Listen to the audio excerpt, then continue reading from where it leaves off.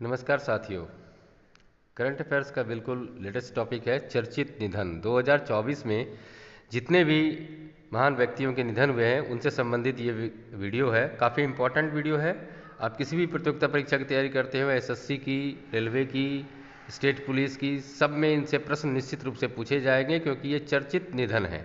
चलिए वीडियो को स्टार्ट करते हैं। पहला प्रश्न है हमारा, 2024 में भारत का पहला हृदय प्रत्यारोपण करने वाले डॉक्टर पी वेणुगोपाल का निधन कितने वर्ष की आयु में हुआ? तो सही जवाब है इसका 82 वर्ष की आयु में डॉक्टर पी गोपाल का निधन हुआ था। आप तस्वीर इनकी देख सकते हैं यहाँ पर। थोड़े डिटेल में चलते हैं, इनके बारे में जानते हैं। अखिल भारतीय आयुर्विज्ञान संस्थान एम्स के पूर्व निदेशक और हृदय शल्य चिकित्सा के अग्रणी, जिन्होंने भारत का पहला हृदय प्रत्यारोपण किया और अपने कैरियर में कुल 5000 से अधिक हृदय शल्य चिकित्सा का नेतृत्व किया। पद्म भूषण पुरस्कार से सम्मानित डॉक्टर पी वेणुगोपाल का मंगलवार मतलब 8 अक्टूबर 2024 को शांतिपूर्वक निधन हो गया। काफ़ी इंपॉर्टेंट पॉइंट है, आप चाहे तो नोट कर सकते हैं वीडियो को पॉज करके। चलिए आगे बढ़ते हैं।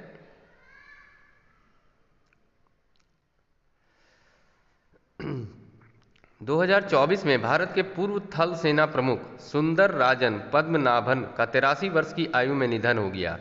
वे किस राज्य से थे? तो सुंदर राजन पद्मनाभन जो 83 वर्ष में जिनकी मृत्यु हुई वो केरल राज्य से थे। इम्पॉर्टेंट है। चलिए डिटेल भी देख लेते हैं इनके बारे में।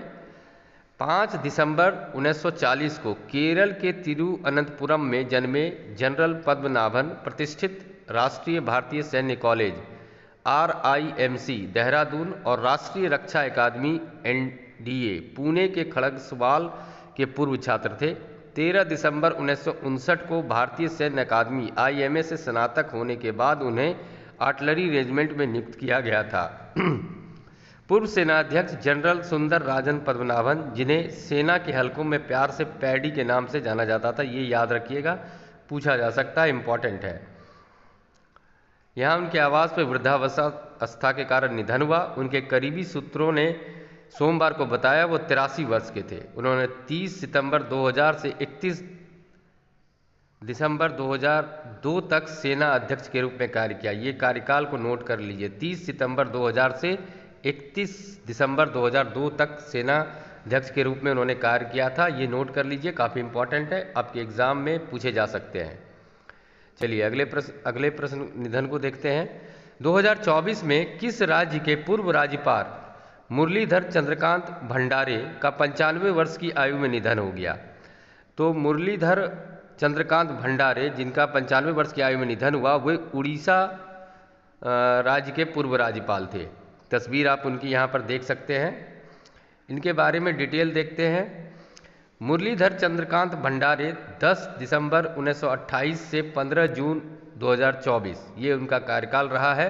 मतलब 10 दिसंबर से लेकर के 15 जून 2024 तक उनकी अवधि रही है। एक भारतीय राजनीतिज्ञ थे। वे महाराष्ट्र से भारतीय राष्ट्रीय कांग्रेस के वरिष्ठ नेता थे। 1980 से 82, 82 से 88 और 88 से 94 के दौरान 3 बार राज्यसभा के सदस्य रहे हैं। उन्होंने भारत के सर्वोच्च न्यायालय के वरिष्ठ अधिवक्ता के रूप में भी कार्य किया है। 2 कार्यकालों के लिए सुप्रीम कोर्ट बार एसोसिएशन के अध्यक्ष रहे। 19 अगस्त 2007 को उड़ीसा के राज्यपाल नियुक्त किए गए थे। सारे इंपॉर्टेंट पॉइंट हैं, एग्जाम में इनसे प्रश्न पूछे जाएंगे, तो इन्हें नोट कर लीजिए आप। चलिए आगे बढ़ते हैं। 2024 में बिहार की प्रसिद्ध लोक गायिका शारदा सिन्हा का 72 वर्ष की आयु में निधन हो गया। उन्हें किस वर्ष पद्म भूषण से सम्मानित किया गया है? तो 2018 में लोक गायिका शारदा सिन्हा को पद्म भूषण सम्मान दिया गया था। ऑप्शन डी इसका सही जवाब है। बिहार की प्रसिद्ध गायिका रही हैं, मशहूर लोक गायिका रही हैं। डिटेल देखिए इनकी।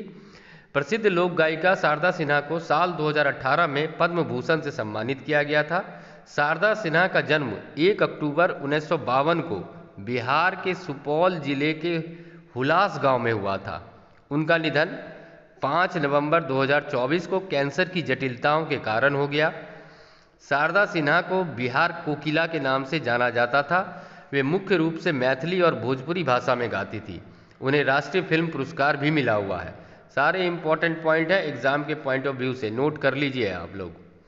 नेक्स्ट है 2024 में किस राज्य के पूर्व मुख्यमंत्री और केंद्रीय मंत्री एस.एम. कृष्णा का निधन हुआ है?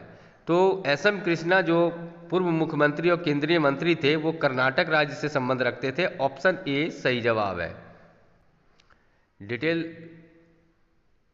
नेक्स्ट है 2024 में पूर्व भारतीय फुटबॉलर और मशहूर कोच टी.के. चथुन्नी का निधन हो गया। वे किस राज्य से थे? टी.के. चथुन्नी जिनका निधन अभी हाल ही में हुआ है वो केरल राज्य से संबंध रखते थे। ऑप्शन ए सही जवाब है। दोस्तों उम्मीद करता हूँ ये वीडियो आपको पसंद आ रही होगी, तो वीडियो को एक लाइक कर दीजिए। जो लोग पहली बार चैनल पे आए चैनल को सब्सक्राइब करते हुए अपने दोस्तों को भी शेयर कीजिए। नेक्स्ट है 2024 में पूर्व विदेश मंत्री नटवर सिंह का निधन हो गया। वे किस राज्य से थे? तो नटवर सिंह का संबंध राजस्थान से था। आप तस्वीर देख सकते हैं नटवर सिंह की। अब नटवर सिंह एक प्रतिष्ठित व्यक्ति थे, उनकी डिटेल को देखिए। पूर्व विदेश मंत्री नटवर सिंह का शनिवार 11 अगस्त 2024 को निधन हुआ। वे जब निधन हुआ उनकी उम्र 95 वर्ष थी। लगभग 2 सप्ताह तक नई दिल्ली के बाहर गुरुग्राम के एक क्लिनिक में भर्ती रहे। सिंह ने 2004 से 5 में यूपीए के पूर्व प्रधानमंत्री मनमोहन सिंह की कैबिनेट में विदेश मंत्री के रूप में कार्य किया है। अगले प्रश्न को देखते हैं, करंट अफेयर्स में चर्चित निधन से संबंधित है। 2024 में रतन टाटा जी का निधन हुआ है। उन्हें किस वर्ष पद्म भूषण से सम्मानित किया गया है? 2008 में रतन टाटा जी को पद्म भूषण से सम्मानित किया गया है। आप इन्हें पहचानते ही हैं। अब इनके बारे में थोड़ा डिटेल भी देखते हैं। रतन टाटा जिनका जन्म 28 दिसंबर 1937 को हुआ और देहावसान 9 अक्टूबर 2024 को हुआ, भारतीय उद्योगपति थे जो टाटा समूह और टाटा सन्स के अध्यक्ष के रूप में कार्य किया। वे 1991 से 2012 तक टाटा समूह के अध्यक्ष थे जो भारत की सबसे बड़ी व्यापारिक इकाई है। इसके अतिरिक्त अक्टूबर 2016 से फरवरी 2017 तक वे समूह के कार्यकारी अध्यक्ष भी रहे। उनके नेतृत्व में टाटा समूह ने वैश्विक स्तर पर विस्तार किया और कई महत्वपूर्ण अधिग्रहण किए। साल 2000 में तीसरा सर्वोच्च नागरिक सम्मान पद्म भूषण प्राप्त करने के बाद 2008 में उन्हें भारत का दूसरा सर्वोच्च नागरिक सम्मान पद्म विभूषण मिला। उम्र संबंधी बीमारी के कारण 2024 में उनकी मृत्यु हो गई। सारे इंपॉर्टेंट पॉइंट है दोस्तों, आप नोट कर सकते हैं, आपके लिए काफ़ी महत्वपूर्ण रहेगी एग्जाम की तैयारी के दृष्टिकोण से। नेक्स्ट है 2024 में किस संस्थान के पूर्व महानिदेशक गिरीश साहनी का निधन हो गया? तो गिरीश साहनी जो पूर्व महानिदेशक किस संस्थान के थे? तो वो CSIR के पूर्व महानिदेशक थे। इनके बारे में डिटेल देखते हैं। CSIR के पूर्व प्रमुख गिरीश साहनी का 68 वर्ष की आयु में निधन हुआ। डॉक्टर साहनी रक्त के थक्कों के निर्माण और उन्मूलन और थक्का बस्टर दवाओं पर अपने शोध के लिए प्रसिद्ध थे। उन्होंने थक्का विशिष्ट स्ट्रेप्टोकाइनेज नामक दवा विकसित की थी जिसके लाइसेंसिंग अधिकार नोस्ट्रोम फार्मास्यूटिकल्स को बेचे गए थे। इंपॉर्टेंट पॉइंट है, आप नोट करिए इनको। नेक्स्ट है 2024 में भारतीय तटरक्षक बल ICG के महानिदेशक का निधन हो गया है। उनका नाम क्या है? तो ICG जो भारतीय तटरक्षक बल के थे जिनका निधन हुआ उनका नाम है राकेश पाल। ऑप्शन बी सही जवाब है। दोस्तों इन वीडियो के अगर आप PDF चाहते हैं तो आप हमारे WhatsApp टेलीग्राम चैनल को ज्वाइन कर लीजिए, लिंक डिस्क्रिप्शन में मौजूद है। नेक्स्ट है 2024 में दुनिया की सबसे बुजुर्ग महिला मारिया ब्रान्यास मोरेरा का निधन हो गया। ये किस देश की थी? तो ये स्पेन देश की थी। साथ ही साथ आप याद रखिएगा इनकी मृत्यु 117 वर्ष की आयु में हुई है। नेक्स्ट है 2024 में नोबेल पुरस्कार विजेता भौतिक वैज्ञानिक त्सांग दाओ ली का निधन हो गया। उन्हें किस वर्ष नोबेल पुरस्कार मिला था? तो त्सांग दाओ ली को नोबेल पुरस्कार 1957 में मिला था। ये व्यक्ति हैं, आप तस्वीर में देखिए। अब डिटेल जानते हैं इनके बारे में।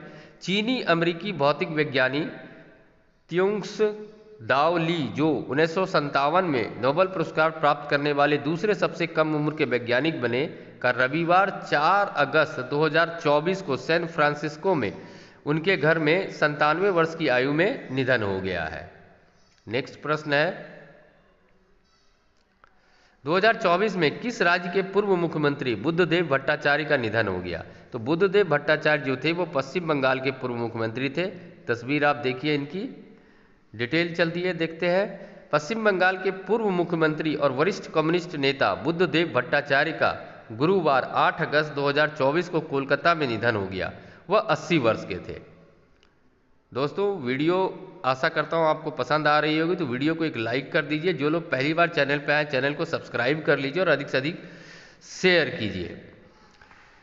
2024 में दिवंगत अंतर्राष्ट्रीय ख्याति प्राप्त कलाकार पंडित राजीव का निधन हुआ। उनका संबंध किस वाद्य यंत्र से था? तो पंडित राजीव का संबंध जो था वो सरोद वाद्य यंत्र से था। ऑप्शन ए सही जवाब है। आगे बढ़ते हैं। 2024 में साहित्य के क्षेत्र में नोबेल पुरस्कार विजेता एलिस मुनरो का निधन हो गया। वे किस देश से थी? तो एलिस मुनरो जो है उनका संबंध कनाडा देश से था और ये है एलिस मुनरो। इनके बारे में डिटेल देखते हैं। 2013 में साहित्य के लिए नोबेल पुरस्कार विजेता कनाडाई लेखक एलिस मुनरो का 92 वर्ष की आयु में निधन हुआ। मुनरो ने 60 से अधिक वर्षों तक लघु कथाएं लिखी। जुवेला का ध्यान कनाडा के ग्रामीण जीवन पर केंद्रित रहा था। नेक्स्ट है, 2024 में ईरान की राजधानी तेहरान में हमास के राजनीतिक प्रमुख की हत्या कर दी गई। उनका नाम क्या है? तो उनका नाम इस्माइल हानिया था। ये काफ़ी इंपॉर्टेंट क्वेश्चन है दोस्तों, इसे आप ध्यान रखेंगे। किनका निधन हत्या कर दी गई थी? तो इस्माइल हानिया का। नेक्स्ट है, 2024 में जाकिर हुसैन का निधन हो गया। इनका संबंध किसी वाद्य यंत्र से था? तो जाकिर हुसैन का संबंध तबला वाद्य यंत्र से था। ऑप्शन सी सही जवाब है। आप पहचानते ही हैं हमारे प्यारे जाकिर हुसैन साहब को। इनके बारे में डिटेल देखिए।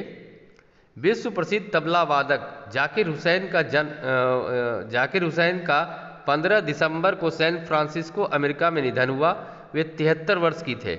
और कौन कौन से पुरस्कार कब मिले थे? तो देखिए, 1988 में उन्हें पद्मश्री मिला, 2002 में पद्म भूषण मिला, 2023 में पद्म विभूषण मिला, 1992 में ग्रैमी अवार्ड मिला और 2009 में फिर से ग्रैमी अवार्ड मिला। तो इम्पॉर्टेंट है, इसे ध्यान रखिएगा। फिर नेक्स्ट है, 2024 में विश्व के सबसे बुजुर्ग व्यक्ति जॉन टिनिसवुड का कितनी वर्ष की आयु में निधन हुआ?